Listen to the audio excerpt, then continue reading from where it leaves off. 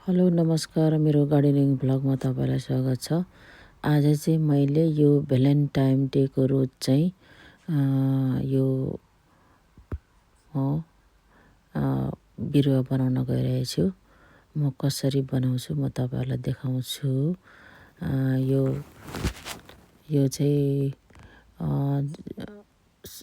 अलिक मर्न लागेपछि चाहिँ यो फ्रेसमा चाहिँ होइन कि फ्रेसमा राख्ने 2-4 दिन, अनि अलिकति ओइलाउन थालेपछि यसरी थालेपछि चाहिँ म चाहिँ यसरी गमलामा चाहिँ माटो मजाले टाइट बनाएर चाहिँ यसलाई टाइट बनाउँछु। अनि माटो मजाले टाइट बनाएर चाहिँ यसलाई काटेर चाहिँ यसरी छड्के तरिकाले काट्ने, अनि यसरी हनीमा चाहिँ डुबाएर यसरी गाड्छु सबै मजाले।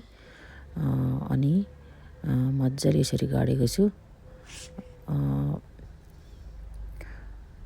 यस्तो दामीसँगले सबैतिर। अनि यसरी यसको फुल चाहिँ यसरी मैले सबै पातहरू चाहिँ फुलहरू चाहिँ राखेको छु, किन तातो हुन्छ, तातो बनाउनको लागि। अनि यहाँ चाहिँ मैले प्लास्टिकले मोरेको छु, तर मैले तपाईँहरूलाई देखाउन बिर्सेछु। अनि यसरी अहिले चाहिँ यसरी भएको छ, यस्तो दामी। म चाहिँ कहिले पनि यो फुलहरू धेरै किन्दिनँ, म चाहिँ आफै बनाउँछु। यो चाहिँ हंसराज भन्छ, त्यो पनि सबै मैले आफै बनाएको हो। जब फुलिसकेपछि म काटेर चाहिँ यसरी नै अरू फुल पनि यसरी नै बनाउँछु। यस्तोसँगले सबै भएको छ। म चाहिँ बिरुवाहरू चाहिँ धेरै जस्तो म आफै बनाउँछु। अनि म नेक्स्ट इयरको लागि चाहिँ अरू बिरुवाहरू हुन्छ। Thank you. मेरो भिडियो हेरिदिनु भएकोमा धन्यवाद।